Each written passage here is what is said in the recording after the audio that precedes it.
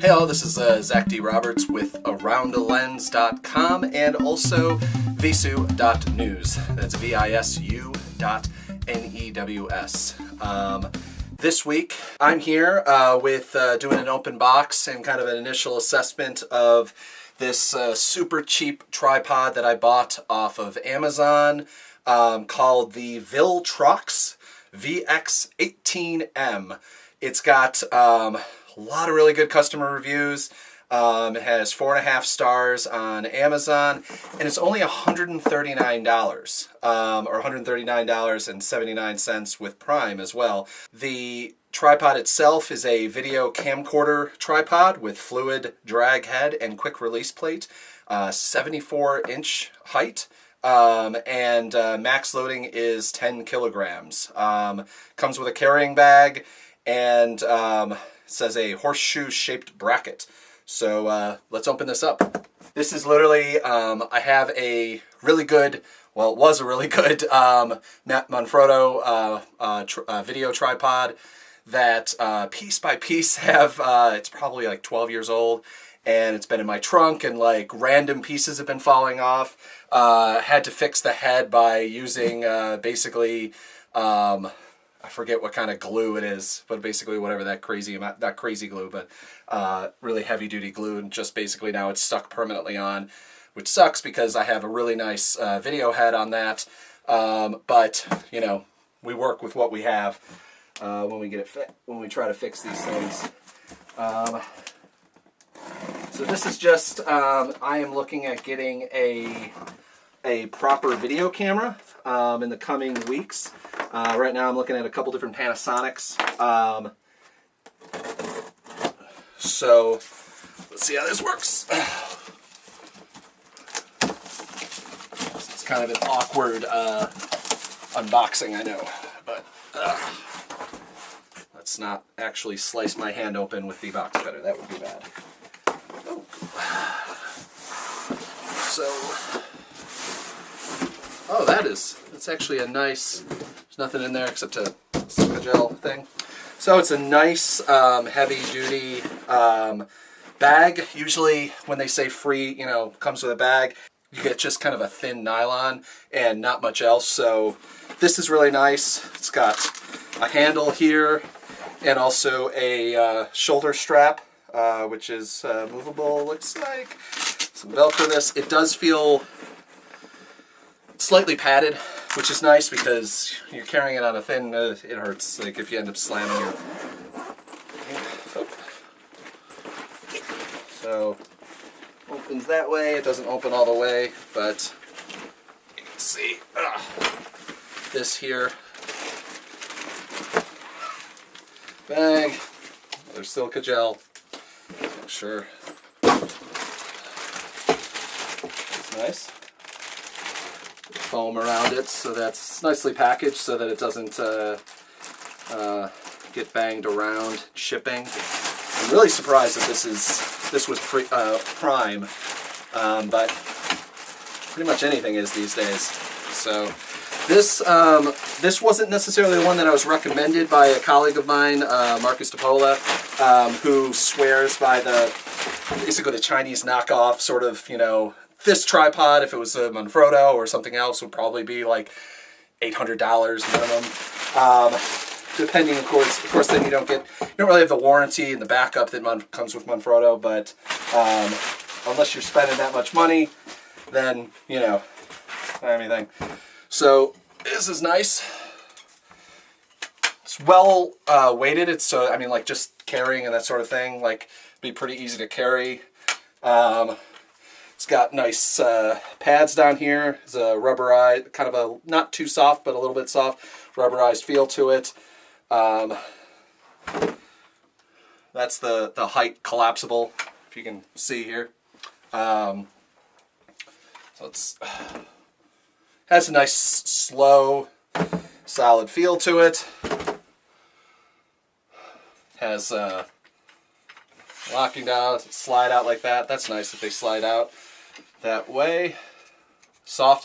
That's nice. This is also really nice because you can actually use these things with big gloves, which was always a big problem when I was shooting video in Alaska. Even the twists like this, as opposed to the other type of twist. I forget what they're called. It's been a long time since I've sold a tripod. Those were problematic when you're using large, you have your really heavy duty winter gloves. But yeah, the initial, it's a good size.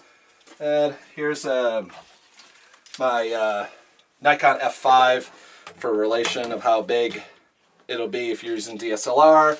I think it's a decent size. It's about the same, maybe a little bit smaller length than my Manfrotto that I have here, and most other standard ones. But honestly, now even the Panasonic video camera that I'm looking at buying, it has a smaller bottom, and I don't plan on using any rigs or anything like that. That might warrant something larger. But this is a nice size for DSLR, switching back and forth.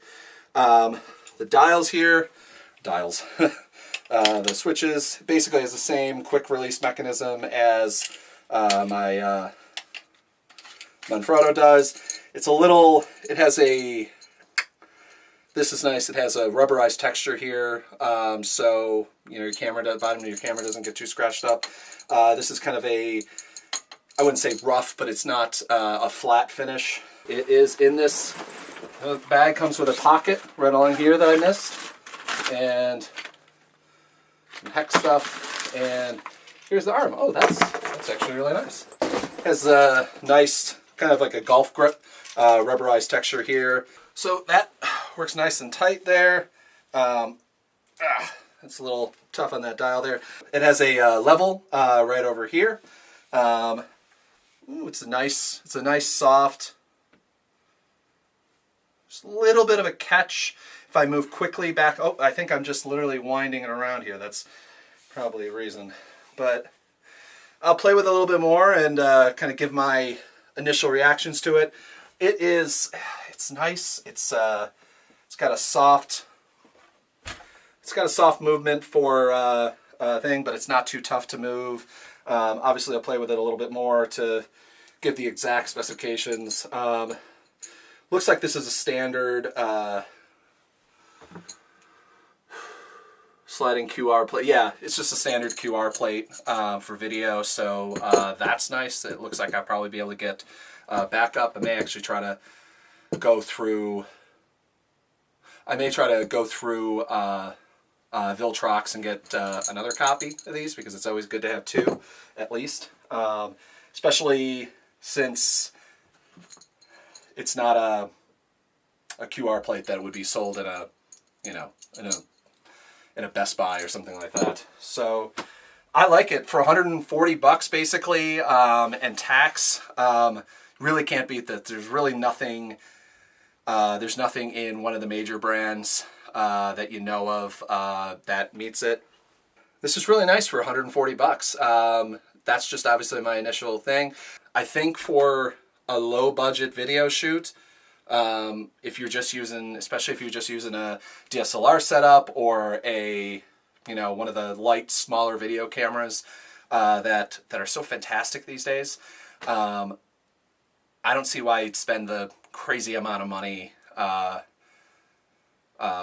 for maybe the Manfrottos or stuff like that. I know that the Manfrottos are built well and they have a great warranty, and all and all the higher end companies have those things kind of going for them. But 140 bucks. If I can spend $500 somewhere else in my kit, like that's a lens. That's a bunch of memory cards. That's a plane flight, and the fact that this is light, if it's 140 bucks, I don't care too much. I care obviously because I want to get there, but the fact that I can get this on Prime for 140 bucks, hell, if I travel across country and forget my tripod, and I have it 2 days, I'm in a major city, I'm just gonna buy a new one of these. Like, worst case scenario, leave it somewhere in a hotel. I mean, obviously 140 bucks is a lot still, but, when you're doing a shoot and you have a day, you don't have much time or whatever, but I can't say anything bad about this right now. I'll use it. I have a couple video shoots coming in the next couple weeks, and I will get back to you with more info about this. But initial recommendation is a very good one. Oh, thanks. So make sure you follow us. Go to Around the Lens on Facebook, and you can watch. For now, it's every Monday night. I think it might be switching up in a little bit soon. You can watch our live photojournalism roundtable, where we have a couple photojournalists and we chat about whatever subjects are happening. Sometimes about gear, mostly about topics in photojournalism. And if you're a photojournalist and you're interested, you have a project that you want to promote or talk about, please give us a yell. You can follow me at ZD Roberts on Twitter. You can find my portfolio at zdroberts.com. And if you want to hire me for a job, DM me on Twitter at ZD Roberts, or shoot me an email at zdroberts@gmail.com. Thanks again.